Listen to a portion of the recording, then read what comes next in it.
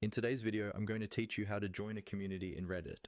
Reddit is made up of thousands of smaller groups called communities or subreddits, each focused on a specific topic. Joining a community lets you see its posts in your home feed, take part in discussions, and share your own content with people who care about the same things you do. In this walkthrough, I'll guide you through the simple process of finding a community, opening it, and joining it, so you can start participating right away. First, open Reddit, either in your web browser or in the Reddit app on your phone.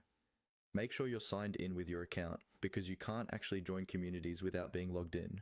If you don't have an account yet, take a moment to create one, then come back to this step. Now, you'll want to get to the community you're interested in. The easiest way is to use the search bar at the top of the screen. Click or tap on the search box, type the topic or the exact community name you're looking for, and then press enter or tap search. You'll see a list of results that can include posts, users, and communities.